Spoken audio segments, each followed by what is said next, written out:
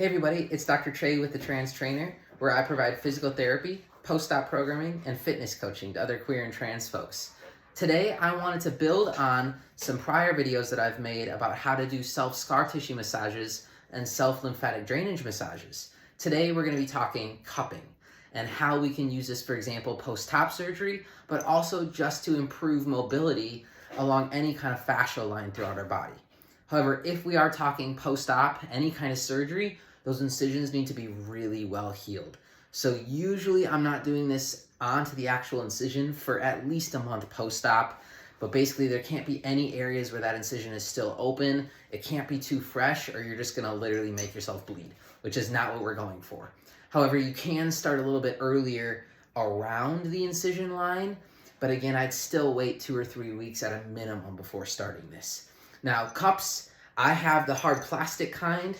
There's also a traditional, more Eastern medicine kind that are glass, and you actually light a match underneath to create the suction, which is super cool.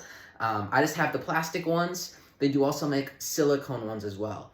If you're in the market to buy some, they're not very expensive. Like, I got this entire pack of like 20 of these plastic ones on Amazon for like $30. I have used them since PT school, so I've used them for a decade in the clinic, like multiple times a day, and they're still working just fine. So they're, a cheap and easy investment. You can do it to yourself, no problem. But if you're in the market to buy them, I recommend the hard plastic ones. I think they stick better and they're easier to use than the silicone ones. But if you already have the silicone ones, it's fine. They will still work. I just find that the hard plastic suctions a little bit better. So why are we cupping, right? What is cupping? Well, cupping is taking a suction and creating this suction to pull the fascia up and away from the muscles underneath so that you're able to create more movement. Our muscles are covered in a connective tissue sheath called a fascia.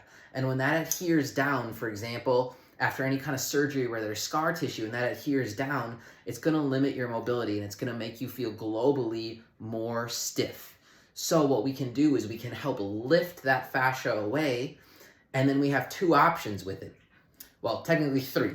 You can just lift it away and let it sit there. Option 2 is you can lift it away and then perform range of motion exercises with the body part in question while the cup stays stationary. And option number 3 is that you can actually manipulate the cup on the skin. So what I tend to do, because folks tend to tolerate the cup staying in one spot best, is if it's around the incision line, I tend to just stick the cups on, let them stay there, and then work some range of motion. And then when we move down to the scar itself, I tend to start that actual slide. And anywhere where you have restriction, you'll find that it doesn't want to slide. It's really stiff. And that's telling us that we have some work we need to do on that fascia. So here we go. Here's how you do it. So we don't want to do this dry, right? We want some lubrication to make for the slide as well as to make the suction a little bit better. So I'm just taking some plain lotion and I'm just going to rim the edge with some lotion. Doesn't need to be very much, okay? Then if you have the kind that uses the plastic with the suction, is you just insert it in, right? Now here's where I get the suction from. So I'm going to stick this on wherever I'm going for. So for example, I want to clear my pecs, okay, around my incision line. So I'm literally going to be sticking it to myself and squeezing a couple times, and we can see it sticks on just fine. Now it will turn red. That's bringing blood flow to the area. That's a good thing.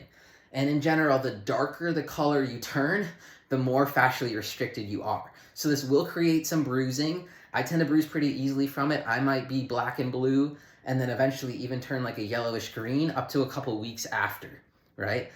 And you can do self-scar massage on a daily basis, but you cannot cup over the bruises. So if you bruise for a week, you're not going to cup every day, right? You're going to cup once, wait till that skin heals, and then you can do it again. So I've got my first cup on, okay? Now I'm going to put a second one on kind of over here. So I'm going to do that same thing, right? I have it inserted in.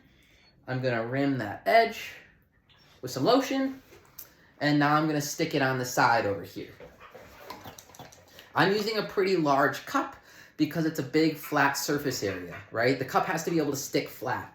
So it's harder, for example, around your Achilles tendon where it's really rounded to get this size to stick, in which case you'll need to use a smaller one. So now that I have my cups on, it feels really tight, okay? Uncomfortable. It's not sharp or anything, but it's uncomfortable. Now I'm gonna try to work into that range of motion. So I'm gonna try to stretch my arm open, right? It's tight. And I'm gonna go back and forth a couple times.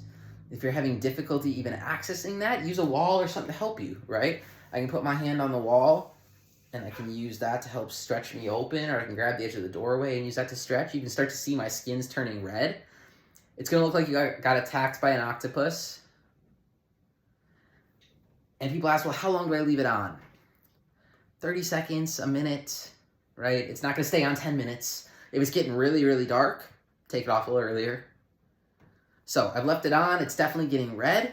Then all I do to release it is I just pull up on this little orangish red color thing and it releases the pressure. And there's my nice cupping marks. Okay, that one was obviously tighter than that spot. And those will be red on me probably the next couple weeks. So I cleared a little bit above. Now I want to clear below by the rib cage. This is an area that also tends to get really tight on folks post-top surgery.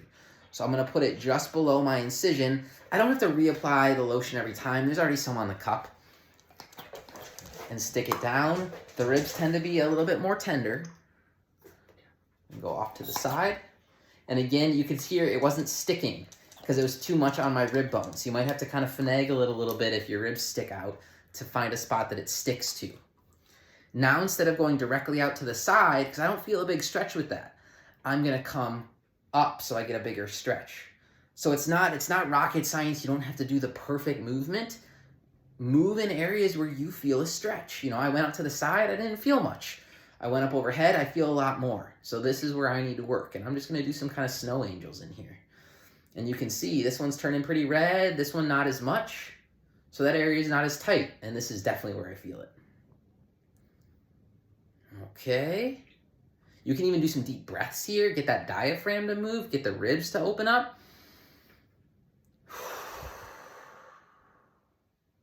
When you're ready to take them off, I'm just lifting up on that little red plunger, and they're off.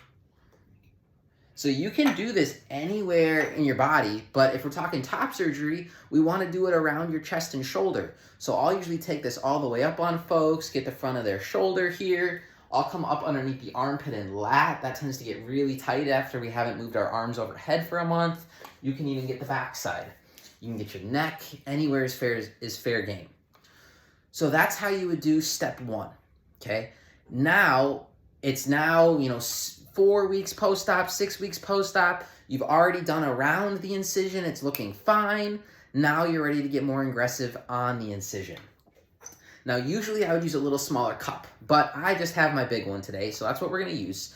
But in general, if you have a smaller one, I would pick the smaller one right on the scar. If not, this will work, right? I'm going to put a little more lotion on it because now we're going to be actually sliding. And I'm going to get this right on the incision. Okay. Now, my scars are really old, so they're going to move a lot better than yours. However, the principle is the same, right? I have it right over the incision, and now instead of moving my arm, I'm going to try to slide the cup. So I'm sliding all along. And it's kind of hard to move. So don't be alarmed if you're like, Trey, it doesn't move. That's okay. That just means you have to work on it. All right, getting it all the way over to the edge and off. Let's say it fell off halfway through. Okay, that's fine. Re-put it on and start from there. And you can just work your way along, all the way along that incision line. But that's how you would go to cup for both around the incision, the fascia more surrounding the muscles, and then directly on the scar itself. All right, as always, if you have questions or concerns, please reach out to me. My goal is to make therapy and post-op care accessible to as many folks as possible for my trans community. All right, y'all, thank you.